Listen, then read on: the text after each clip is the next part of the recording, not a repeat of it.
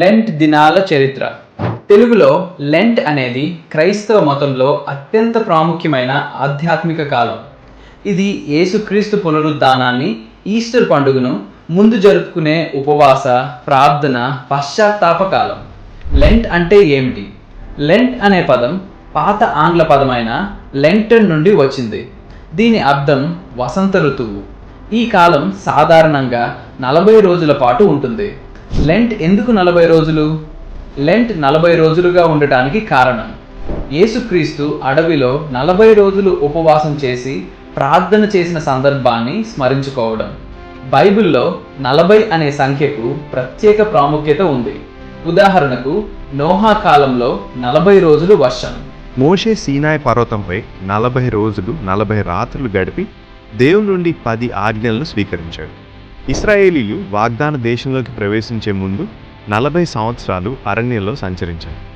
ఏలియా 40 రోజులు 40 రాత్రులు ప్రయాణించి హోరేబు పర్వతానికి చేరి అక్కడ సున్నితమైన గాలివీసులో దేవుని అనుభవించాడు. యోనా నినివే ప్రజలకు 40 రోజులు పశ్చాత్తాపం చేయమని బోధించాడు. యేసు అరణ్యంలో 40 రోజులు 40 రాత్రులు ఉపవాసం చేసి ప్రార్థించాడు. ఆ సమయంలో ఆయన్ను సైతాను శోధించాడు.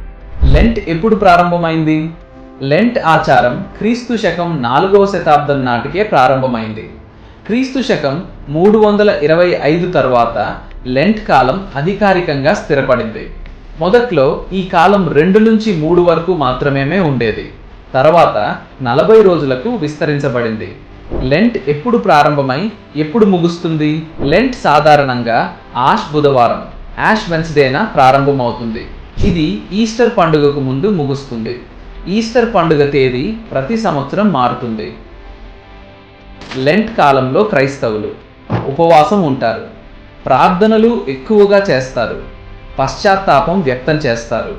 కొన్ని అలవాట్లు, ఉదాహరణకు మాంసాహారం, వినోదాలు వదులుకుంటారు, దానం మరియు సేవా కార్యక్రమాలు చేస్తారు. లెంట్ యొక్క ఆధ్యాత్మిక ఉద్దేశం. లెంట్ అనేది మనసు శుద్ధి చేసుకోవడం, దేవుని దగ్గర కావడం మరియు ఆత్మ పరిశుద్ధి పొందడం కోసం పాటించే పవిత్ర కాలం.